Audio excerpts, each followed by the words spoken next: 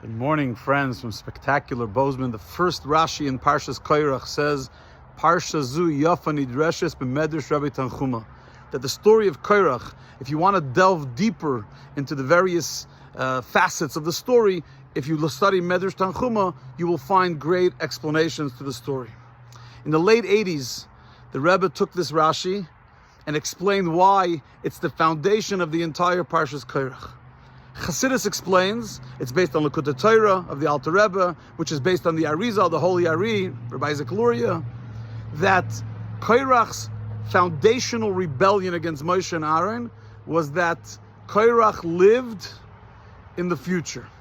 He understood that when Mashiach comes, the Leviim will become Kohanim, the Levites will become priests, which is why he yearned for the priesthood. He wanted to be a Kohen Gadol. He wanted to be the high priest because he was living in a spiritual state where he was already envisioning and trying to live by the experience that will only happen when Mashiach comes. Of course, it was a grave mistake because you have to live in the present and the realities of right now. But that was the source of such a holy, prophetic, spirited man making such a huge mistake because it was based on a foundation of misguided spirituality, trying to live in an era that wasn't yet.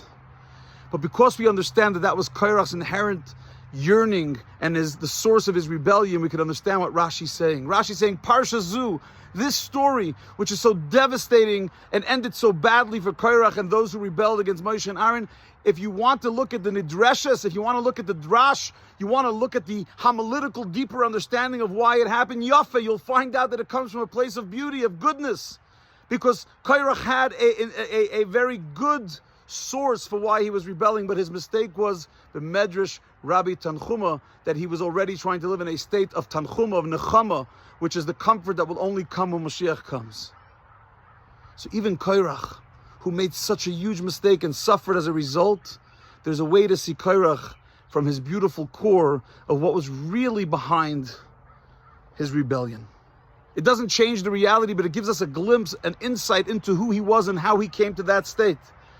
And it's an incredible lesson for us when we see someone only for their externalities, only for how they showed up, only for how they behaved, without asking why. What's going on behind the scenes? What drove them to do that?